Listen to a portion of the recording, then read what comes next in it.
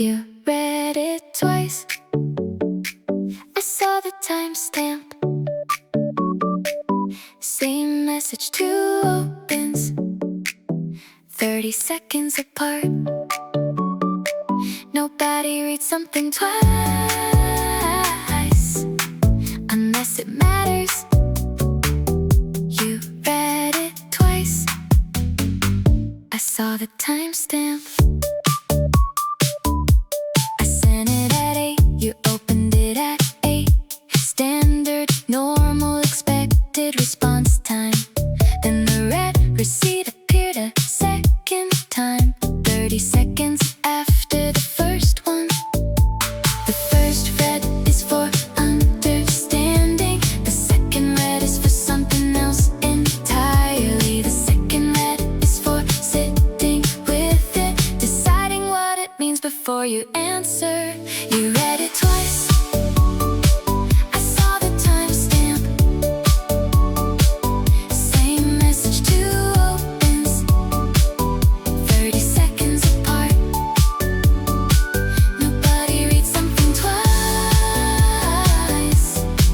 unless it matters. You read it twice. I saw the timestamp.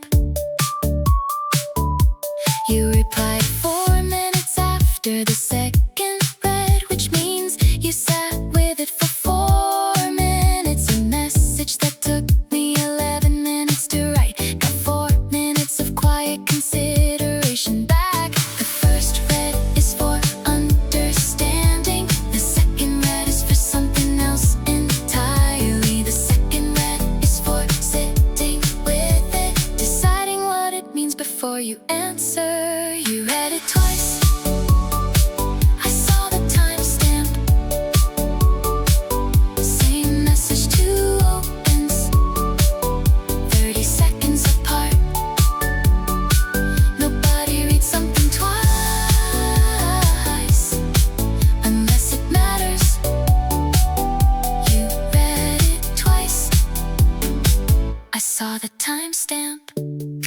4 minutes of quiet consideration for a message that took 11 to write is the most proportionate thing anyone has done in response to anything I've sent.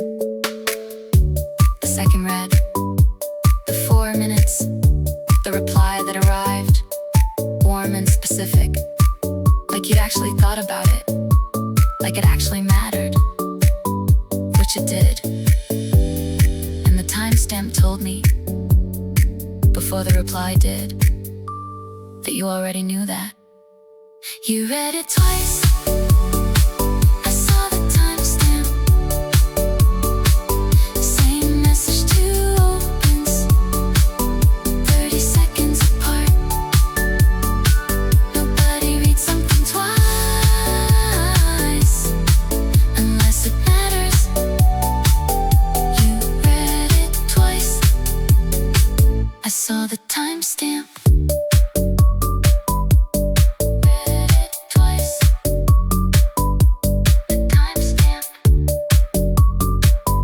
It matters.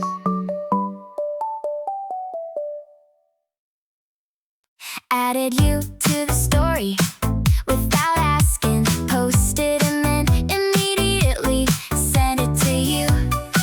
Technically public, but privately yours first. Added you to the story without asking. I posted something very normal, nothing major. A thing that happened, a view, a moment caught, hit share. And then before I put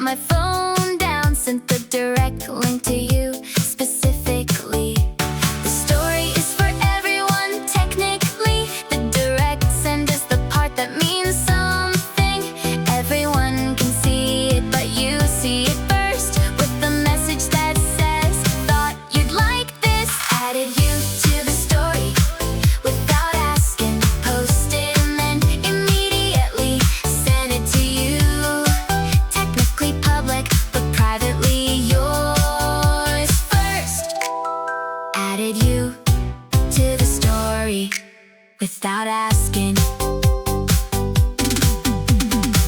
Thought you'd like this is a 3-word sentence that contains a lot of unstated information. It contains I thought of you when I saw this, and I wanted you to know that I thought of you. The story is for everyone, technically. The direct send is the part that means something. Everyone can see it, but you see it first, with the message that says, thought you'd like this. Added you to the story without asking. Posted and then immediately sent it to you. Technically public, but privately yours first. Added you to the story without asking. Thought you'd like this has been my opener for 17 direct sends in the past 2 months. Each one technically accurate, each one actually meaning. I saw this and thought of you, which I see things and think of you approximately every day, which I have not said in any of the 17 messages. I have said it 17 times in 3 words that mean something different to you than they mean on the surface, or maybe exactly the same. And we're both just using thought you'd like this as our preferred container for a larger thing. Added you to the story without asking. Posted and then immediately sent it to you. Technically public, but privately yours first. Added you to the story without asking. Added you. Thought you like this. Yours first. Left the candle you gave me, never lit it. Still in the box on the shelf since last May. Lighting it feels like spending something finite. Left the candle you gave me, never lit it. You brought it to something, said you thought of me. The scent, the label, the particular thing.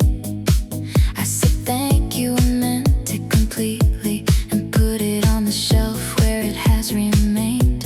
I have other candles, I light those regularly. Those are for Tuesday evenings and bath nights. This one is different, this one has a category that I have a name but maintain strict rules. Left the candle you gave me, never lit it. Still in the box on the shelf since last May. Lighting it feels like spending something finite. Left the candle you gave me, never lit it. My flatmate asked about it on the shelf, said that one looks nice, should we light it tonight? I said no, that one's for something, didn't specify. She said okay, and we lit a different one. I have other candles, I light those regularly. Those are for Tuesday evenings and bath nights. This one is different, this one has a category that I haven't named but maintain strict rules. Left the candle you gave me, never lit it. Still in the box on the shelf since last May. Lighting it feels like spending something finite. Left the candle you gave me, never lit it. That one's for something, is what I said, which is true, and the something is the right evening with the right person, which has not arrived yet, in the form I'm waiting for. And until it does, the candle stays in the box, on the shelf, in its specific position since last May, unlit. Not because I don't wanna light it, because I wanna light it at the right time. And every other time is the wrong time. And I am prepared to wait for as long as it takes for the right time to arrive with you in it. Left the candle you gave me, never lit it, still in the box, on the shelf since last May. Lighting it feels like spending something finite. Left the candle you gave me, never lit it, since last May, waiting.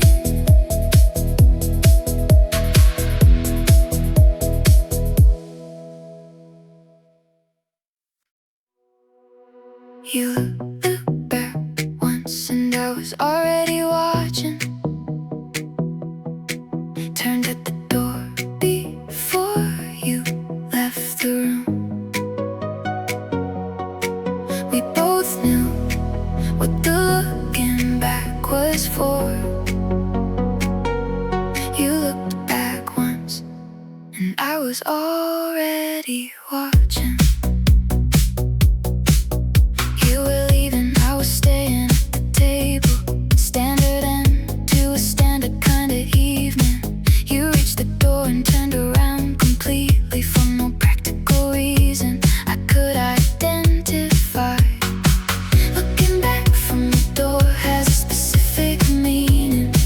It's not checking if you left something behind. It's checking if the person you're leaving is where you want them to be when you go. You look back once and I was already watching. Turned at the door before you left the room. We both knew what the looking back was for. You looked back once and I was already watching. I was already watching when you turned, not pretending I wasn't, not looking elsewhere. Just looking at the door because I knew that was the door you were about to turn at. Looking back from the door has a specific meaning. It's not checking if you left something behind. It's checking if the person you're leaving is where you want them to be when you go. You looked back once and I was already watching. Turned at the door before you left the room. We both knew what the looking back was for. You looked back once and I was already watching. Already watching is the important part. I didn't scramble, didn't look up from something else, didn't pretend I just happened to glance over. I was looking at the door because I knew you were the kind of person who looks back once. And I wanted to be the thing you saw when you did. And I was, and you smiled very slightly before you left. And I have thought about that smile every day since the door closed. Look back once and I was already watching. Turn at the door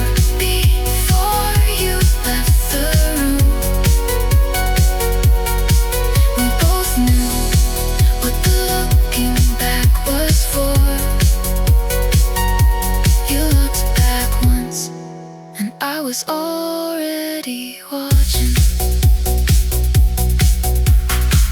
Look back once, already watching. Smile. Look back once, already watching.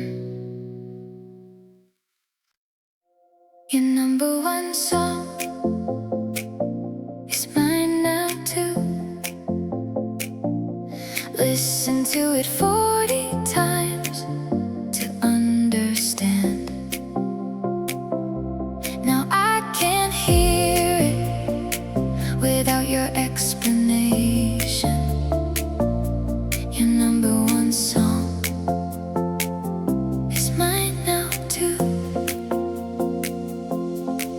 You said it once, said this one means everything. Said some songs just do that, you know. I said I know, even though I didn't know that song, and went home and found it immediately. First listen, I understood it was good. Second listen, I understood why it was yours. By the 10th listen, I had a theory about what it meant to you specifically. Your number one song is mine now too. Listen to it 40 times to understand. Now I can't hear it without your explanation. Your number one song is mine now too. I haven't told you, I know it now. Haven't said anything about the 40 listens, or the theory I developed about what it means, or that it's in my own top 5 now. First listen, I understood it was good. Second listen, I understood why it was yours. By the 10th listen, I had a theory about what it meant to you specifically. Your number one song is mine now too. Listen to it 40 times to understand. Now I can't hear it without your explanation. Your number one song is mine now too. The theory is that the song is about a specific feeling of almost saying something, almost arriving somewhere, almost having the thing you want, while being exactly one step from it. And I think you love it, because you understand that feeling from the inside. And I have listened to it 40 times, and I understand the song, and I think I understand what it says about you. And I would like very much, one day, to tell you that I know your number one song now, and what I think it means, and see what you say when someone finally gets there. Your number one song is mine now too. Listen to it 40 times to understand. Now I can't hear it without your explanation. Your number one song is mine now too. Your number one song, mine now too. Your number one song, mine now too. You moved your chair, and now we're side by side. No announcement, just the scrape and then beside. Across the table was the arrangement we had.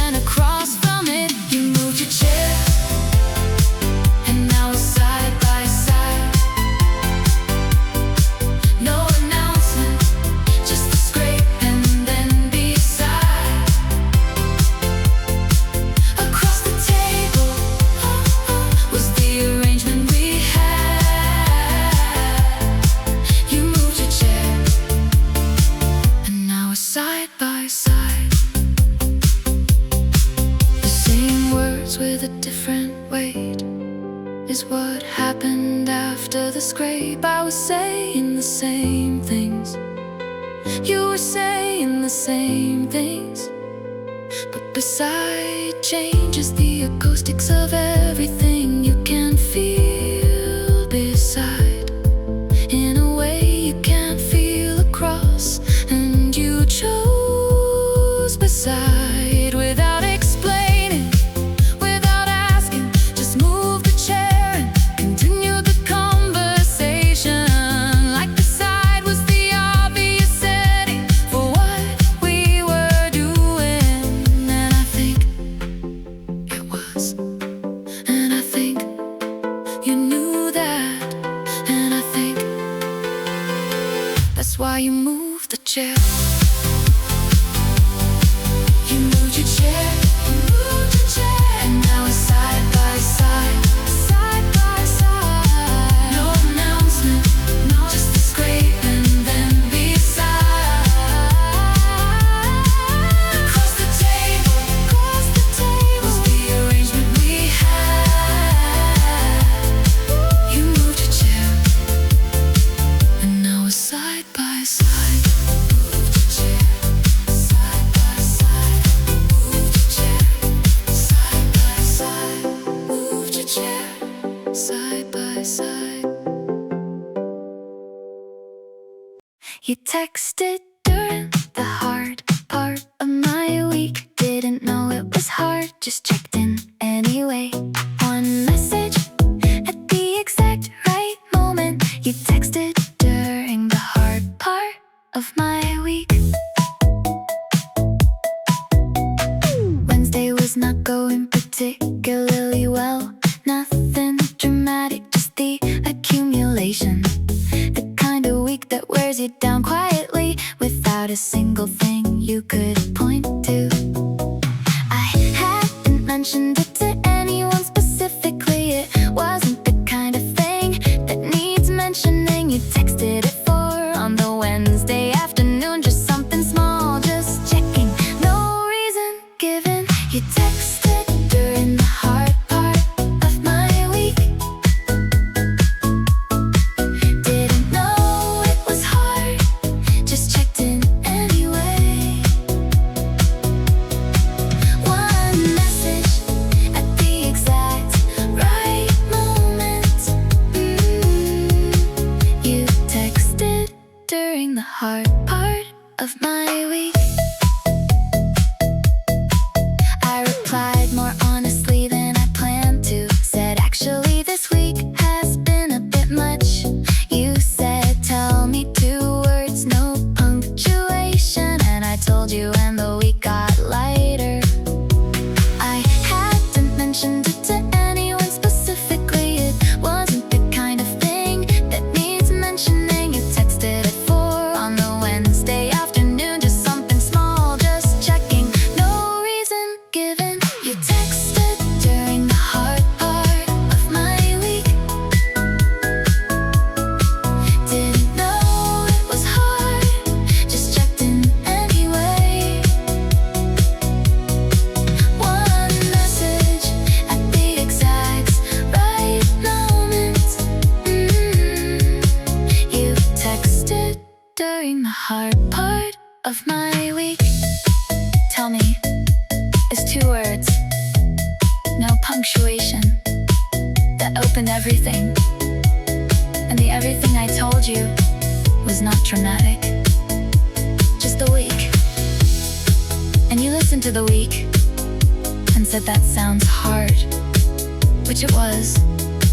And that sounds hard from you. At 4 on a Wednesday, after actually this week has been a bit much, is the most specifically useful thing anyone has said to me in a long time. You didn't fix it. You didn't need to fix it. You just said that sounds hard, and the week immediately was. You texted during the hard part of my week. Didn't know it was hard, just checked in anyway.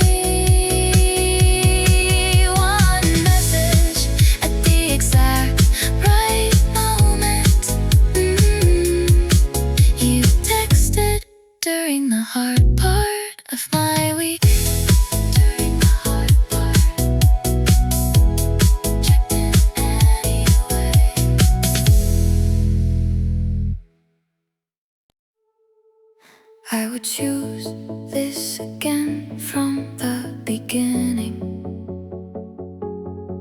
The timestamps and the timestamps and the chair,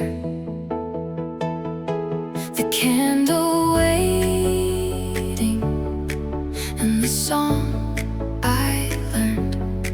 I would choose this again from the beginning.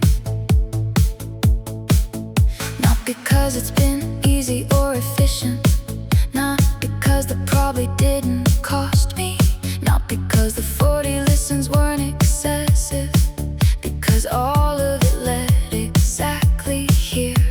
Here is the specific place I'm talking about. Not a grand place, not a dramatic arrival, just a Wednesday with someone who has to tell me, and means it with 2 words and no punctuation. I would choose this again from the beginning. The timestamps and the timestamps and the chair, the candle waiting, and the song I learned. I would choose this again from the beginning. I would choose the hoodie in its 3rd winter, the mug that keeps arriving, the front row left, the voicemail about a time that's long since passed, the book on the table telling a different story. Here's the specific place I'm talking about. Not a grand place, not a dramatic arrival, just a Wednesday with someone who has to tell me, and means it with 2 words and no punctuation. I would choose this again from the beginning. The timestamps and the timestamps and the chair, the candle waiting, and the song I learned. I would choose this again from the beginning. From the beginning means the coffee queue, the seat with the bag across it, the jacket still on the hook, the first laugh half a second early, the text at 11:59, the detour called passing through, the looked back once at the door, the chair moved without announcement, the read twice in 30 seconds, the thought you'd like this 17 times, the candle still in the box, the tell me with no punctuation. All of it. Every single volume, every small thing that was never small, I would choose every single one from the very first room, because every single one brought me here, and here is exactly where I wanna be. I would choose this again from the beginning. The timestamps and the timestamps and the chair, the candle waiting, and the song I learned. I would choose this again from the beginning. Choose this again from the beginning. Here is exactly where I wanna be. Exactly here.